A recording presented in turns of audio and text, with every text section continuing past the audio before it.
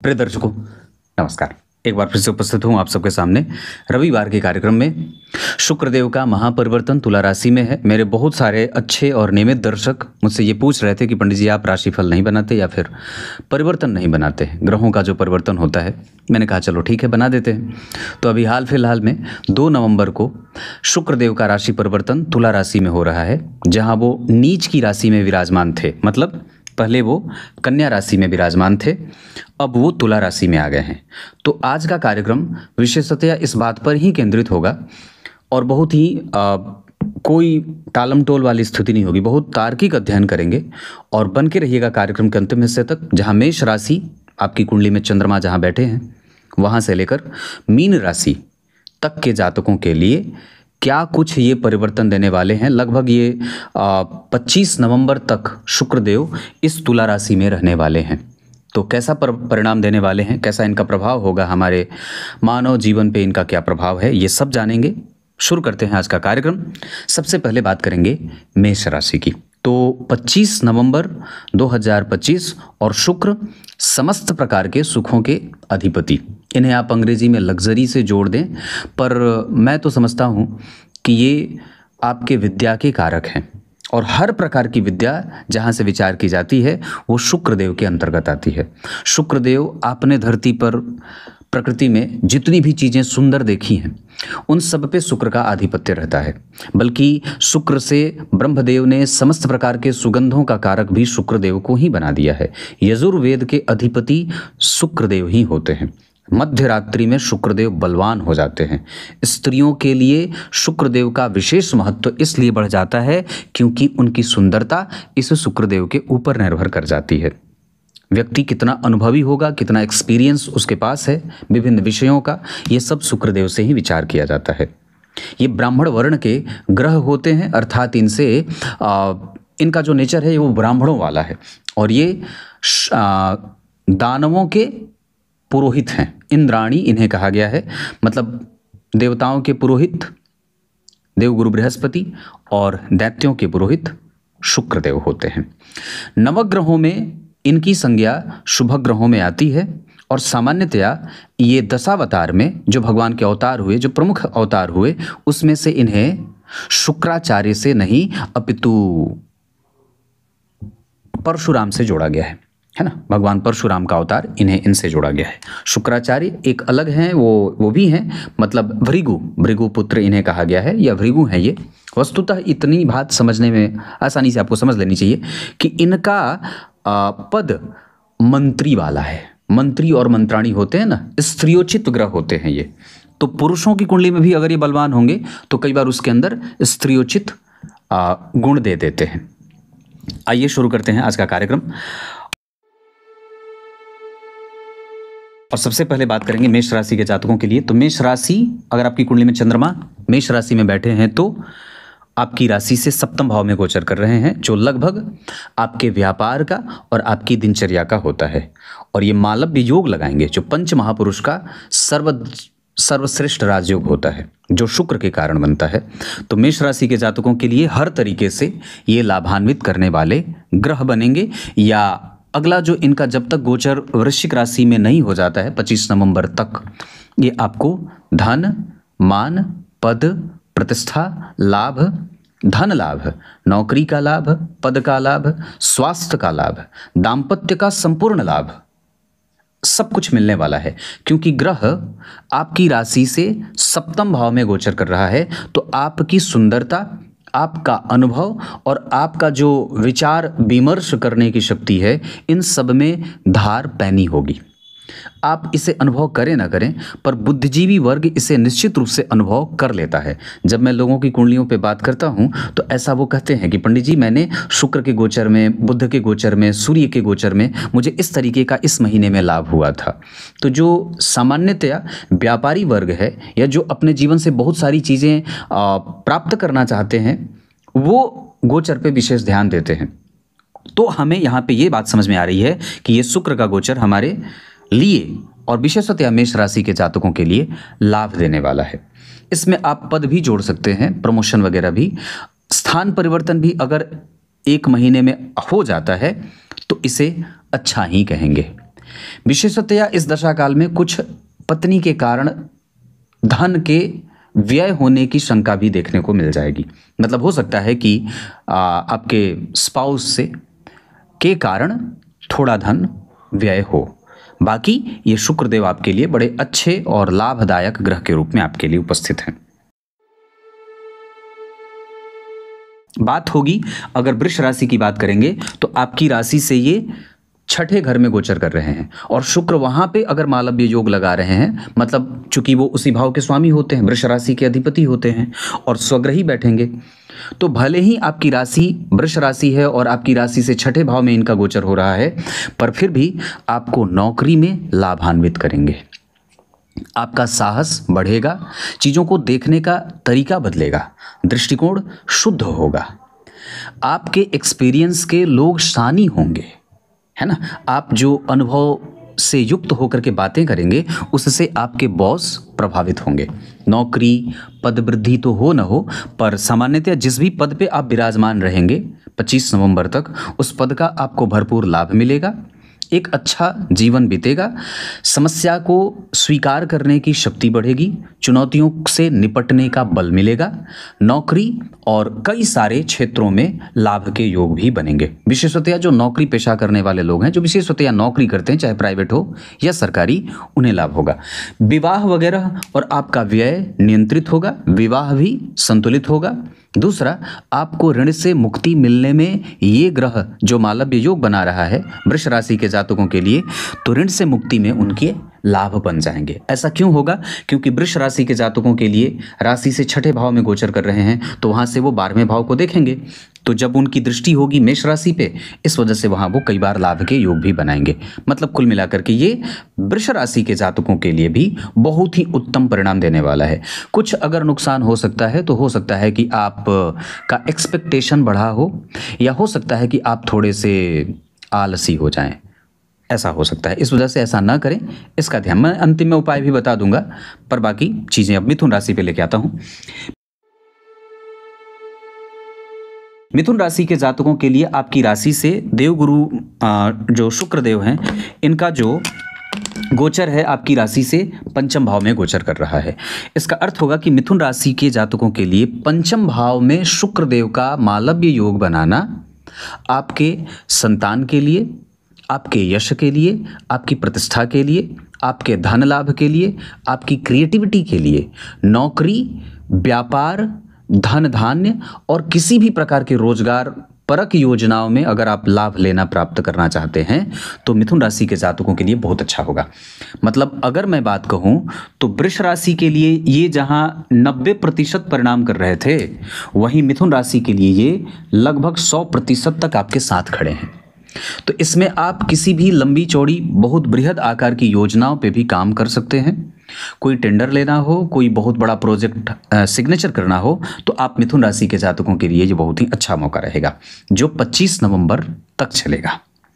यहाँ आपको संतान, धर्म, आध्यात्म, चिंतन, मंत्र जप और पुत्र संतान की प्राप्ति और बहुत सारे परिवार के सदस्यों से मेल, पैतृक संपत्ति की वृद्धि, उस तरफ दिमाग जाए जहाँ से लाभ हो, क्रिएटिविटी बढ़ जाए, कला क्षेत्र में काम करने वाले लोग, इन लोगों के लिए विशेष लाभ के योग बनेंगे। मतलब मिथुन राशि के जातकों के लिए, विशेषतया सबके लिए, ये लगभग आपके बहुत अच्छे प्रभाव में आपको लेके जाएंगे।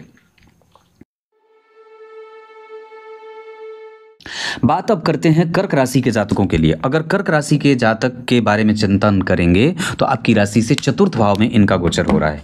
चतुर्थ भाव में गोचर यानी कि आपकी राशि से चौथे, तो ये केंद्र का गोचर होगा। मतलब राशि आपकी 4 नंबर की बनी और आपकी राशि से चौथे घर में गोचर कर रहे हैं। तो राशि से चौथे घर में अगर शुक्रदेव गोचर करेंगे तो मजबूत और अच्छा पार्टनर मिलेगा। अगर आप सुंदर दाम्पत्य के बारे में विचार कर रहे हैं, एक सुंदर पार्टनरशिप के बारे में विचार कर रहे हैं, धन ऐसे जगह पे निवेश करने के बारे में विचार कर रहे हैं, कोई लग्जरियस गाड़ी खरीदने के बारे में विचार कर रहे हैं, बंगला खरीदने के बारे में विचार कर रहे हैं, अपने माता को बहुत अच्छा उपहार देने के बारे में विचार कर रहे हैं, बहुत अच्छा, जैसे बोलते हैं बहुत सुंदर बना देना, किसी दूसरे को आपसे बहुत सुंदर चीज़ों की प्राप्ति होने का योग है, तो ये कर्क राशि के जातक को लाभान्वित करेंगे। यहाँ भी ये बहुत अच्छे हैं, पर हाँ इसमें थोड़ी बहुत गड़बड़ी हो सकती है कि दाम्पत्य में उठापटक की स्थिति बन सकती है। मतलब कर्क राशि के जातकों को अपने दाम्पत्य पे थोड़ी फोकस बढ़ानी चाहिए। हो सकता है तो उनके साथ आप टाइम स्पेंड करें, उनको वक्त दें और उनसे तर्क वितर्क ना करें। उनकी बातों को स्वीकार करें और उनकी बातों पे विश्वास दिलाएं कि आप उनको सुन रहे हैं और आपकी बात जो भी वो बोल रहे हैं उन पे आपको विश्वास होना चाहिए। एक सम्मान का भाव जागृत करना होगा। दूसरा, यहाँ से आपको लग्जरियस फील्ड में अगर काम करते हैं, जैसे इंटीरियर के फील्ड में काम करते हैं तो बहुत अच्छा है। कर्क राशि के जातक जो कला क्षेत्र में काम करते हैं तो बहुत अच्छा है। कर्क राशि के जातक हैं और आप अगर बिल्डिंग और डेकोरेशन के क्षेत्र में काम करते हो, किसी भी चीज़ को साज सज्जा जैसे बनाना, बढ़िया सुंदर बनाना, तो ये बहुत अच्छा रहेगा। दवाइयों के क्षेत्र में काम करते हैं और इसके साथ साथ अगर कपड़े के क्षेत्र में काम करते हैं तो भी बहुत अच्छा रहने वाला है। कर्क राशि के जातकों के लिए धन, मान, पद, प्रतिष्ठा, संतान और पारिवारिक मतभेद तो नहीं, पर माता से सुख की प्राप्ति और मानसिक शांति का दौर देंगे। कुल मिलाकर के कर्क राशि के जातकों के लिए ऐसा परिणाम मिलने वाला है। बात करेंगे सिंह राशि सिंह लग्न के जातकों के लिए, सिंह राशि के बारे में। तो सिंह राशि के जातकों से तीसरे घर में गोचर हो रहा है। इस वजह से दो अच्छी बातें जो मिल जाएंगी, उसमें पहला ये होगा कि आपका मन धर्म करने को बढ़ेगा और दूसरा, सिंह राशि के जातकों में एक पक्ष ये भी होगा कि आपका मन धर्म करने को बढ़ेगा और तीर्थ दर्शन का लाभ मिल सकता है। तो हो सकता है कि बहुत मतलब जो आपके इष्ट से आपकी निकटता बढ़ जाए, मन उनकी तरफ जाए, प्रेम प्राप्त करने का बल बढ़े, मंत्र जप में बल बढ़े और बहुत सॉफ्टली किसी चीज़ को पकड़ने का मन करेगा। मतलब आप अभी एग्रेशन आपका थोड़ा कम रहेगा। हो सकता है कि आप बहुत सामान्य बात से अपना काम बना सकते हैं। मतलब सिंह राशि के जातकों को ये सॉफ्ट बिहेवियर देंगे।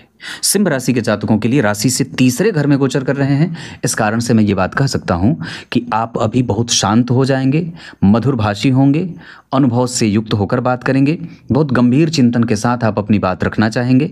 ये सारे सकारात्मक बदलाव सिंह राशि के जातकों में देखने को मिलेगा। सामान्यतया ये आपके भाग्य को बल देने वाला परिवर्तन होगा।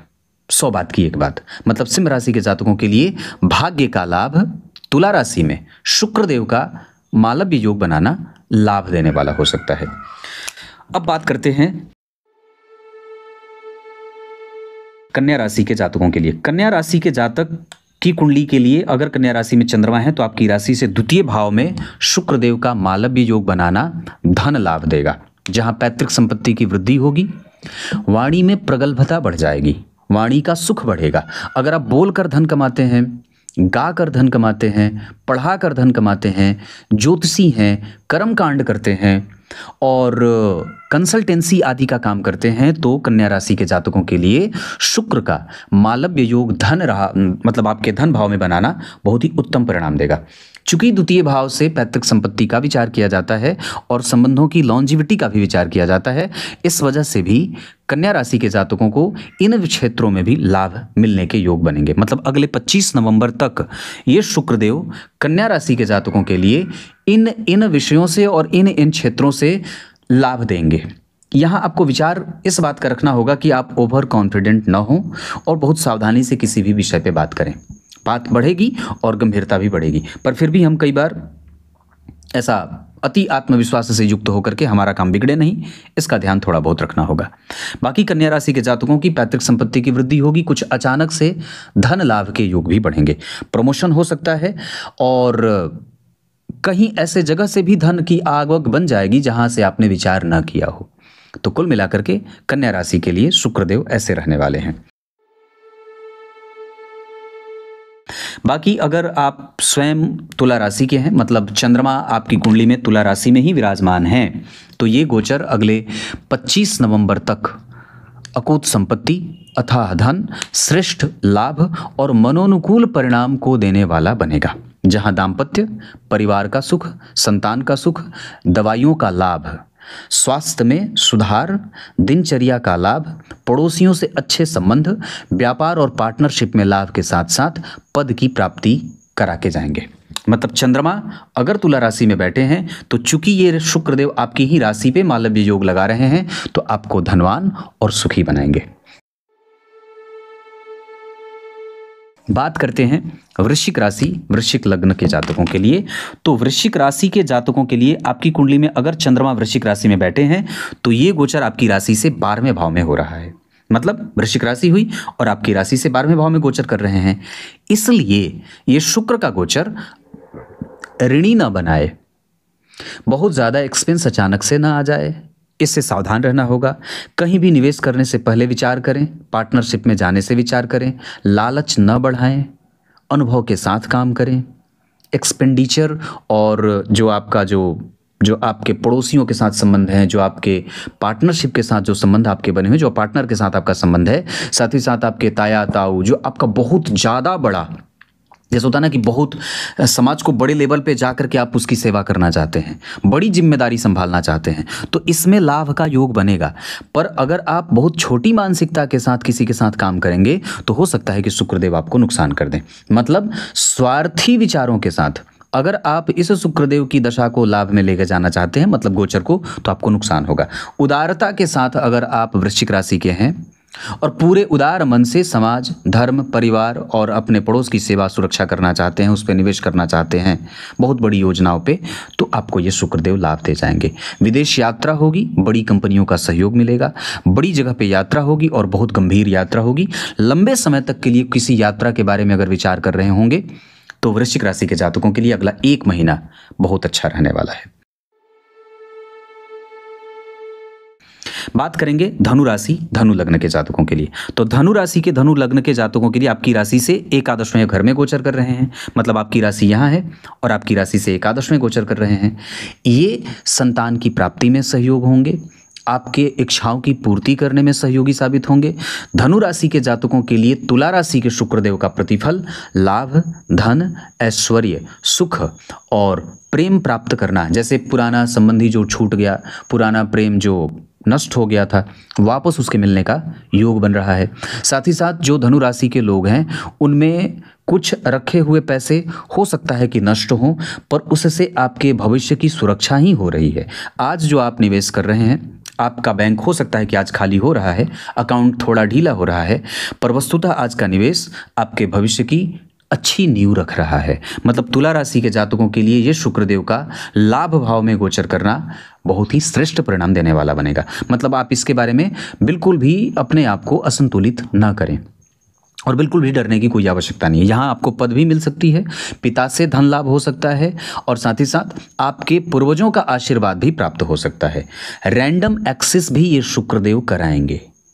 उसके साथ साथ धनु राशि के जातकों के लिए आपका कंसंट्रेशन बढ़ेगा। जिस भी रिसर्च के क्षेत्र में काम करते हो, दवाइयों के क्षेत्र में काम करते हो, मेडिकल के क्षेत्र में काम करते हो, डॉक्टरी के क्षेत्र में काम करते हो, वैज्ञानिक पद्धति से जीवन जीना या वैज्ञानिक हो किसी भी विषय में, तो आपको इस शुक्रदेव का गोचर मतलब धनु राशि के जातकों के लिए लाभदायक होगा।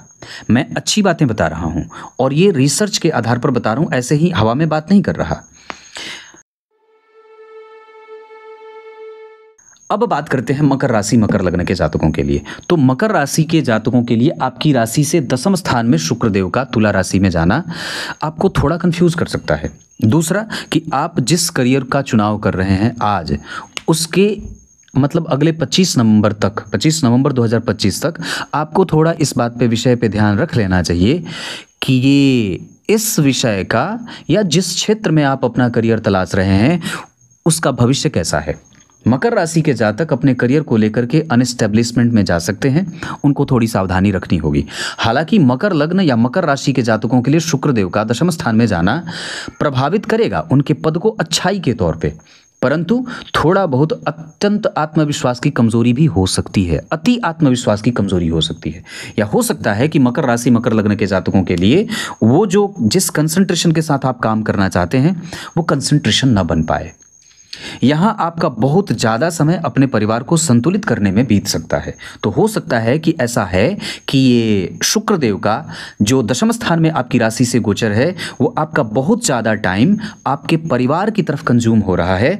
आपका प्रोफेशनल करियर आपके टाइम की मांग कर रहा है, आपसे वो समय मांग रहा है कि आप अपने प्रोफेशनल करियर पे ध्यान दें, जबकि आपका समय ज़्यादातर आपके परिवार और इष्ट मित्र रिश्तेदारों की तरफ जा रहा है। तो इसमें संतुलन बनाना होगा, नहीं तो नुकसान के योग बनेंगे। हो सकता है कि बॉस आपसे इस बात की शिकायत कर दें कि आप छुट्टी ले लीजिए, पहले आप अपने घर का काम संभाल लीजिए, फिर ऑफिस आ जाइएगा। तो ऐसी नौबत ना आए, इस वजह से दोनों के बीच में जो बैलेंस क्रिएट करना होगा उसकी जिम्मेदारी आपको ही संभालनी चाहिए। उसके बाद अगर कुंभ राशि की बात करते हैं तो कुंभ राशि के जातकों के लिए आपकी राशि से नवम स्थान में गोचर कर रहे हैं।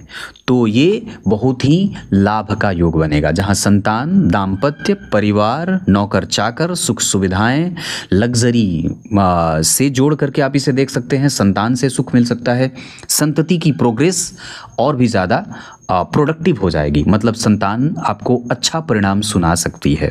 तो कुंभ राशि के जातकों के लिए धन, मान, पद, प्रतिष्ठा जो भी है ये बहुत ही अच्छा योग बनने वाला है। कमज़ोर वृश्चिक राशि के लिए बताया है, धनु राशि के लिए भी थोड़ा सा बताया था, पर कुंभ राशि के जातकों के लिए ये अच्छा होगा। दूसरी बात होगी कि अगर आप कुंभ राशि के हैं और आपकी राशि से नवम घर में शुक्र देव का गोचर है, तो आपको थोड़ा दान, पुण्य, पूजा पाठ पे फोकस बढ़ाना चाहिए, तीर्थ दर्शन पे फोकस बढ़ाना चाहिए। पति पत्नी के बीच में जो मतभेद पुराना चल रहा था उसको शांत करें और उस पे एक नई पहल के साथ आप उपस्थित हो सकते हैं। ऐसा करने से आपका दाम्पत्य फिर से नर्चर होगा और अच्छा स्वरूप धारण करेगा। बात करते हैं मीन राशि, मीन लग्न के जातकों के लिए। तो आपकी राशि से ये 8वें घर में गोचर कर रहे हैं और आपकी राशि से अष्टम भाव का गोचर शुक्र देव को प्रोस्टेट का खतरा बढ़ जाए, पाचन तंत्र की गड़बड़ी हो सकती है। हालांकि आयु बहुत अच्छी है, इसमें कोई मृत्यु वगैरह का योग नहीं बनेगा, पर सामान्यतः आपकी राशि से अष्टम भाव में मालव्य योग है तो सामाजिक प्रतिष्ठा बढ़ सकती है, रिसर्च में ध्यान बढ़ सकता है, आपका कंसंट्रेशन बढ़ सकता है, स्वास्थ्य में थोड़ी बहुत कमजोरी देखने को मिल सकती है, नेत्र की ज्योति कमजोर हो सकती है और कई तरीके की परेशानी स्वास्थ्य को लेकर के ही होगी। पाचन तंत्र, मैंने कहा पाचन तंत्र की गड़बड़ी भी हो सकती है। तो कुल मिलाकर के मेष राशि से लेकर मीन राशि तक के जातकों के लिए इतनी सारी बातें मैंने बताई है। अब जरा इस पे ध्यान देते हैं कि उपचार क्या क्या हो सकता है। तो जैसे मैंने मीन राशि के जातकों के लिए बताया है कि स्वास्थ्य से संबंधित समस्या हो सकती है, तो मीन राशि के जातकों को नियमित दिनचर्या का पालन करना चाहिए।